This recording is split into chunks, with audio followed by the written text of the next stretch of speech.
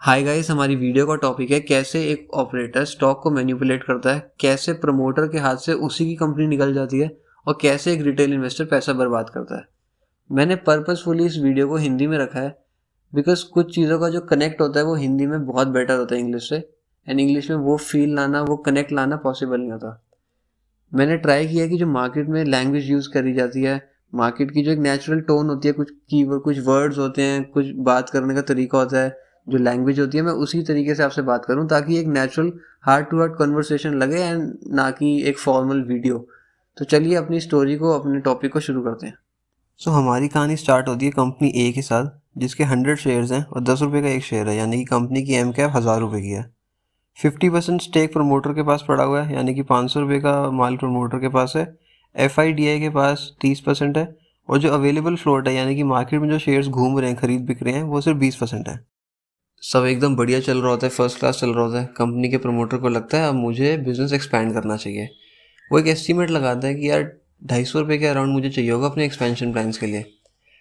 अब वो ये कहता है कि मेरे पास 50% कंपनी की शेयर होल्डिंग है, मैं उसमें से 50% यानी कि 100 में से 50 शेयर मेरे पास हैं और उसके 50 शेयर में बैंक को गिरवी रखवा दूँ, यानी कि 25 शेयर बैंक को गिरवी रखवा दूंगा।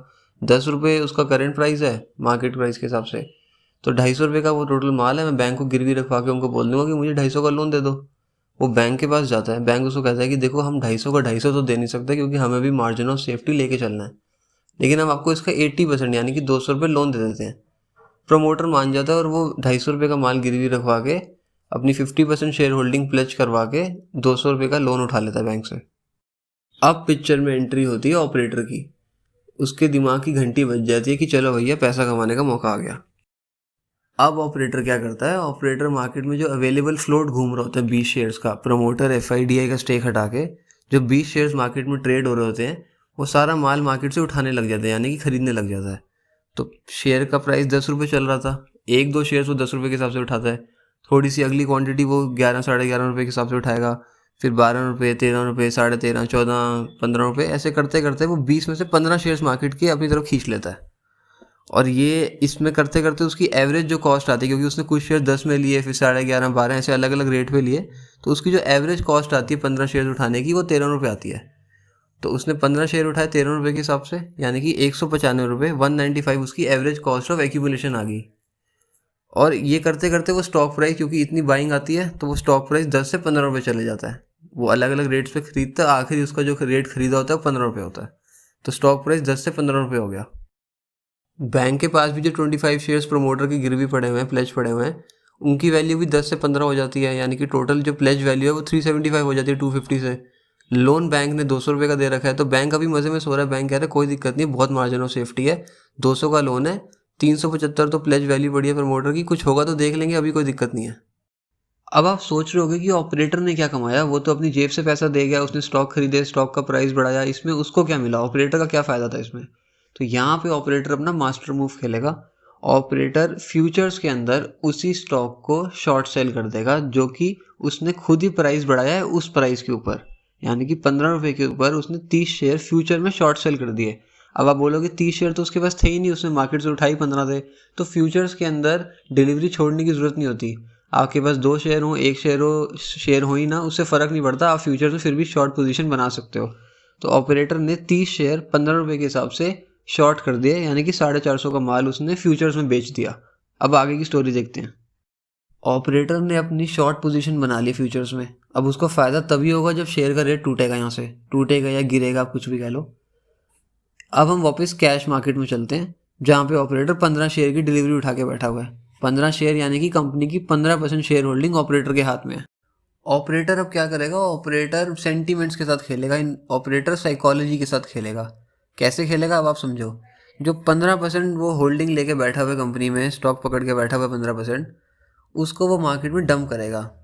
जैसे पहले कुछ क्वांटिटी 15 में डंप करी, कुछ 12-13 में डंप करी, फिर बच्ची कुछ 11 में कर दी, तो ऐसे करते करते 15 में से लेट्स से उसने 10% अपना माल काट दिया थोड़ी सी ड्यूरेशन में ही, तो स्टॉक गिर के 15 का 11 रुपये में आ गया। अब क्या होगा, जो लॉन्ग टर्म इन्वेस्टर्स थे, FIDI लेके माल बैठे हुए थे, वो घबरा जाएंगे कि यार हमको भी तो अपने यूनिट होल्डर्स को जवाब देना है, आगे हमारे भी म्यूचुअल फंड में पैसा लगाते हैं, हमारा रिटर्न ख़राब हो रहा है इस शेयर की वजह से।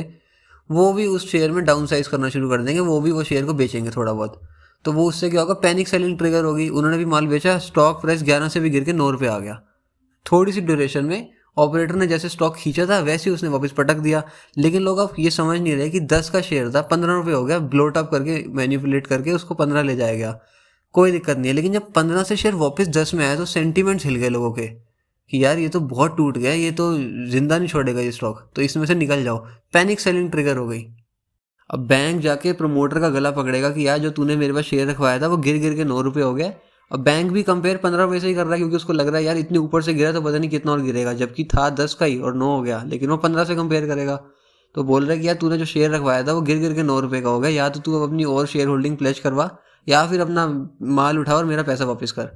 अब प्रमोटर जितनी देर में समझ पाएगा कि करना क्या है, उतनी देर में ऑपरेटर के बचे कुचे जो 5% स्टॉक था वो भी वो मार्केट में डंप कर देगा और स्टॉक का प्राइस तोड़ के 7 रुपये कर देगा। बैंक घबरा जाएगा, बैंक बोलेगा कि यार इसका माल तो जो मेरे पास पड़ा है वो तो बचना नहीं है, ये तो भाग रहा है नीचे की तरफ, और जो इससे मैं वापस मंगवा रहा हूँ कि और शेयर होल्डिंग प्लेज कर, उसका भी क्या फ़ायदा अगर शेयर होल्डिंग की वैल्यू नहीं बची।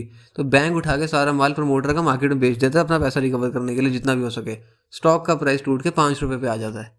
अब जब स्टॉक का प्राइस टूट के 5 रुपये आ जाएगा, ऑपरेटर ने जो शॉर्ट पोजीशन बनाई थी फ्यूचर्स के अंदर वो उसको स्क्वायर ऑफ कर देगा, यानी कि जो पहले उसने माल बेचा था उसको वापस खरीदना तो है ही, स्क्वायर ऑफ करनी थी पोजीशन, वो 5 रुपये के हिसाब से स्क्वायर ऑफ कर देगा। यानी कि 30 शेयर 15 रुपये के हिसाब से बेचे थे, 450 का माल बेचा था, सेम माल उसने 30 शेयर इंटू 5 रुपये के हिसाब से वापस खरीद लिया 150 रुपये का, 300 रुपये उसका प्रॉफिट हो गया। लेकिन ये सिर्फ उसको फ्यूचर्स का प्रॉफिट है। उसने कैश मार्केट में पहले स्टॉक को चढ़ाया और फिर स्टॉक को तोड़ा, तो उसमें भी तो उसका प्रॉफिट लॉस कुछ हुआ होगा, उसकी जेब से पैसा लगा था, फिर उसने सस्ते में बेचा माल तोड़ने के लिए, तो वो भी एक बार कैलकुलेट करते हैं। याद है उसकी टोटल कॉस्ट ऑफ एक्यूमुलेशन जो उसने इनिशियली 15 शेयर मार्केट से खींचे थे वो 13 रुपये आई थी, यानी कि 15 शेयर इंटू 13 रुपीज़ 195 उसकी कॉस्ट ऑफ एक्विजिशन थी, एक्यूमुलेशन कह लो एक्विजिशन कह लो। और एवरेज सेलिंग कॉस्ट उसने अलग अलग रेटों पे माल जितने का हुआ उतने का तोड़ा उसने, 13 में 12 में 11 में 7 में 8 में सब में तोड़ा। तो एक बार एवरेज कॉस्ट हम लेके चलते हैं कि उसने लॉस में माल बेचा अपना कैश मार्केट में, 9 रुपये उसकी एवरेज कॉस्ट ऑफ सेलिंग आई, यानी कि उसने जो टोटल सेलिंग अमाउंट था उसका वो हुआ 15 इंटू 9 यानी कि 135 शेयर्स। तो उसको कैश सेगमेंट में कैश मार्केट में 195 माइनस 135 कितने का लॉस हुआ, 60 रुपीज़ का उसको लॉस हो गया। फ्यूचर्स में उसने 300 रुपये कमा लिए, कैश में 60 गवा भी दिए, तो क्या दिक्कत है, उसका नेट प्रॉफिट फिर भी 240 है। अब इस सारे प्रोसेस में हुआ क्या, जो कंपनी का प्रमोटर था, कंपनी का मालिक था, उसके हाथ से अपनी ही कंपनी की 25% शेयर होल्डिंग निकल गई, 25% कंपनी का स्टेक अपनी ही कंपनी का निकल गया उसके हाथ से। कैसे, क्योंकि बैंक ने उसका जो प्लेज अमाउंट था प्लेज शेयर से वो उठा के मार्केट में बेच दिया। अब जो उसकी होल्डिंग थी वो मार्केट में घूम रही है रिटेल इन्वेस्टर्स के हाथों में।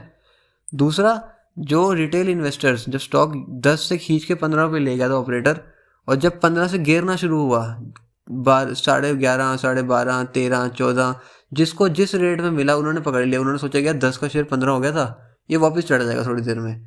वो गिरता चला गया, लेकिन रिटेल इन्वेस्टर चढ़ते चले गए उसके अंदर कि यार अभी बढ़ेगा देखना भी बढ़ेगा। दोनों के कपड़े फट गए, प्रमोटर के भी रिटेल इन्वेस्टर्स के भी। सो हमें क्या सीखने को मिलता है कि इन्वेस्ट करते हुए हमें जितना पॉसिबल हो उतना अवॉइड करना चाहिए दो चीज़ों को। पहला है प्लेजिंग, और अगर प्लेजिंग के साथ साथ स्टॉक भी इलिक्विड है, यानी कि मार्केट में उसका फ्लोट ही इतना ज़्यादा अवेलेबल नहीं है, फ्री फ्लोट कम है मार्केट में, तो उन स्टॉक से दूर रहना चाहिए, बिकॉज ऑपरेटर उन स्टॉक्स को बहुत ईजिली मैनिपुलेट कर सकता है। आई होप आपको इस वीडियो से कुछ बेनिफिट हुआ होगा। अगर आपका मेरे लिए या इस वीडियो के लिए कोई फीडबैक है, कोई डाउट है, कोई सजेशन है, तो आप नीचे कमेंट्स में लिख सकते हैं। Till then, keep reading, keep studying, keep investing, and I'll see you in the next video.